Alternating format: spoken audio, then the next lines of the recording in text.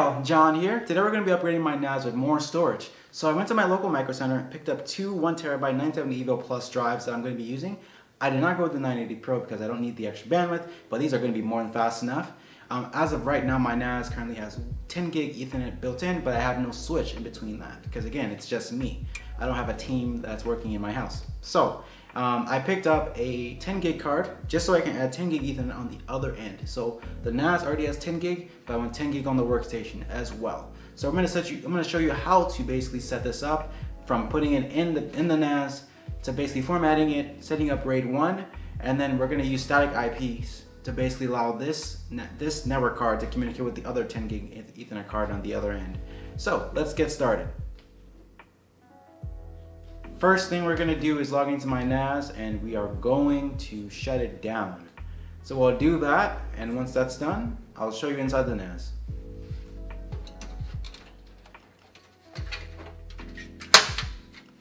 Here's the enclosure, and here are the two drives. So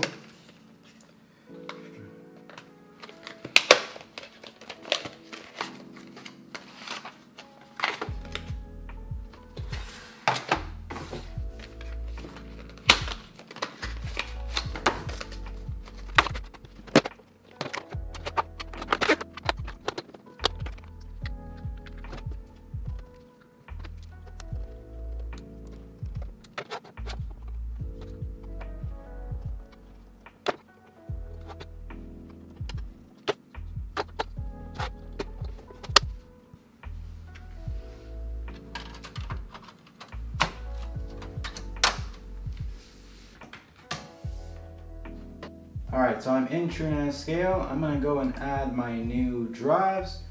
We're going to add these to the pool. As you can see, we have two NVMe drives, both in 1TB. I'm going to add those in on this side, but this is going to be a mirror. There we go. I'm going to just call this QP-current. Definitely going to be encrypted. And from what I hear, GCM is the best algorithm right now. CCM isn't secure, so I will do that, and then we are going to create.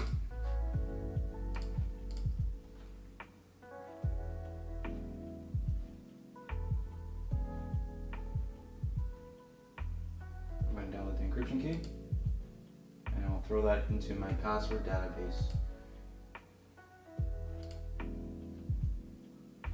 Alright, so as you can see, we have a brand new drive here just sitting here. I'm going to make a new data set. I'm going to call it current-projects. Perfect. All these defaults look good. I'm going to change this to SMB. Perfect. Double check over one more time. Save.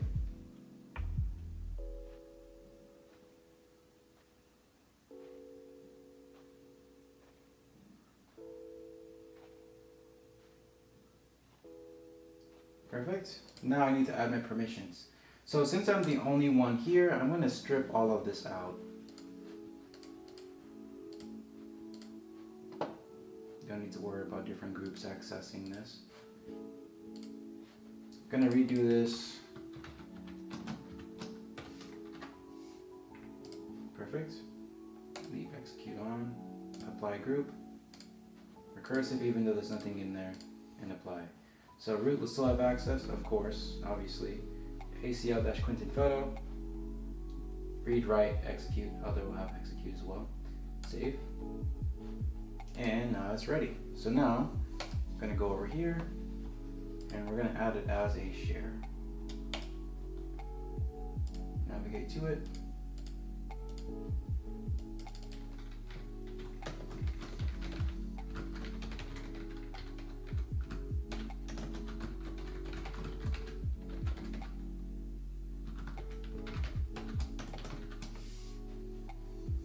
That's what I'm going to name mine. Fairly long name, but it works. I'm not going to have it transfer everything for me. I'm going to do that myself. Make sure the data set still has the same permissions. Yes, it does. And now, as you can see, I have my old current projects drive, which is on my Exos drive, so those are slow, and then this would be the new current project on the NVMe. Now, if I was, let's say, moving data between data sets, I would honestly just set it up in a way so that it would, we'll go into the data set, you would create a snapshot and create a snapshot there, and then from there you would go over into data protection, and then you would do a replication task. So it would look something like this. And then that would just replicate all the data from here to this drive without this. Basically, as long as the snapshot is up to date, it would just automatically replicate. I'm not going to be doing that today, so we're going to skip that. These failed messages are okay. OneDrive is having some API issues, as well as Google Photos. Those two are usually problematic anyways. I will fix those later. Oh, actually, as a matter of fact, these don't even exist anymore. I don't even know why I have this running. This should not be running. So those can be closed out.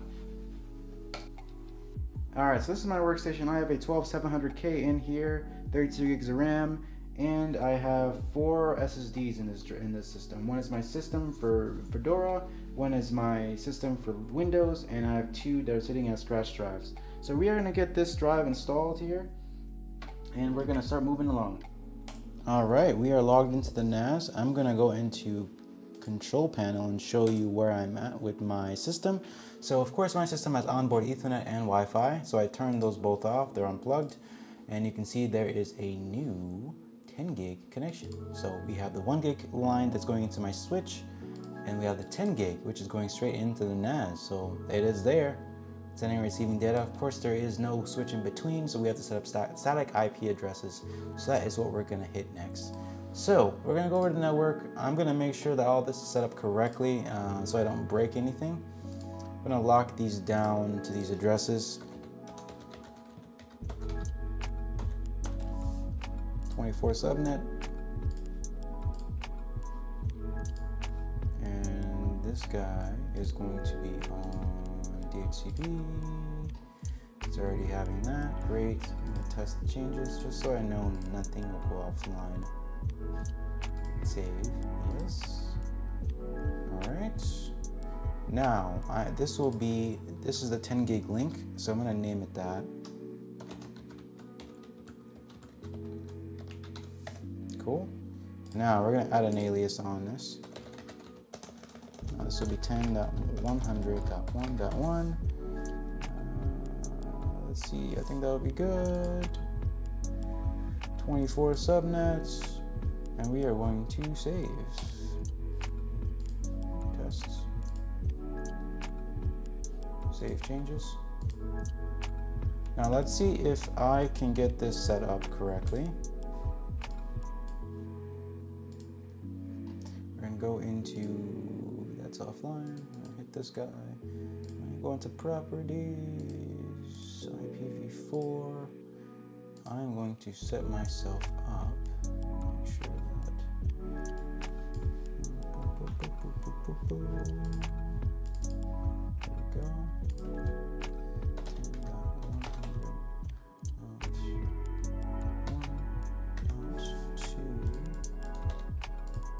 This will be 255.255.0. And then I'm going to set the DNS addresses to 100.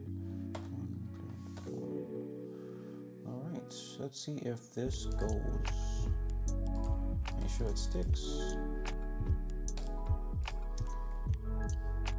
Yes, I want that to work. Ooh. We might have something. Now let's open up the command prompt, and we're going to ping this address. 10.100. I cannot type today. Guys, we did it. We have ping, which means that the server, the NAS, is responding. So we're gonna get some stuff set up. All right, now that we have the network configured, we are going to see if we can do a test copy to the 1 gig link and then we'll do another one that goes towards the, so one towards the 1 gig link and another one towards the 10 gig. So let's get this started here. We're gonna go directly to the NAS just so I know that is definitely going through the switch. 100. There's nothing else running as of right now, as you can see. Let me redo that one more time. All right, so now we are going to do a speed test, just the average comparison just between the 1 gig link and the 10 gig link, just so you can see the difference in speed. All right, so now that we have it configured, I'm gonna show you just a little speed test copying files from my NVMe drive to the NAS. We're gonna use the 1 gig link first so you see how fast that is, and then we'll do the 10 gig and you'll see the difference in speed. So let's get connected to this guy. We are going to connect to 100. There's nothing else running as of right now, so we're just gonna get that booted.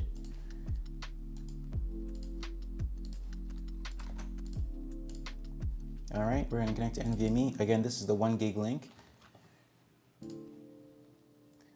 Let's see, in progress. So we're gonna copy this guy. It's about a 20 gig folder.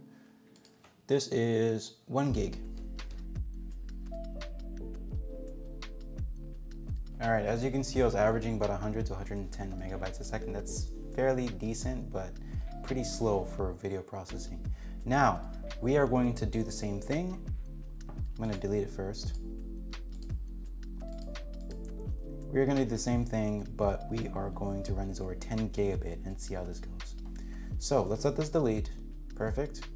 We're gonna go over to my desktop. We're gonna pull the same folder, 731. Now we're gonna go into this PC and get this sent over 10 gigabit. So as you can see, this is the 10.100 address. I'm gonna shrink this down just a little bit. I'm gonna switch to the 10 gig. And let's watch carefully on this one. We're gonna see so much data come in. So let's go over here, 10.100.1.1. That is the 10 gig connection, and we're gonna paste that in. And let's see the speed. This might be bottlenecked by my solid state drive, but that's also NVMe, so we should be okay. And as we can see, it is a lot faster. It's chopping through this stuff. So we're currently sending at 5 gig. And you can see the ETA is a lot, way faster. Let's see CPU usage on the NAS. See where that is at. There is encryption going on as well, so gotta give it that. But so far, I think this is going pretty well. Let's let that finish up. If I turned off encryption, it'd probably copy even faster. Because honestly, it's probably copying to RAM as of right now before encrypting and sending to the 2 drives. Alrighty, copy is complete. Thanks again for watching. Stay tuned for the next video. Please subscribe if you haven't already, and let me know if you guys think I could do anything better or if you have any ideas for new content. Thanks, and stay tuned.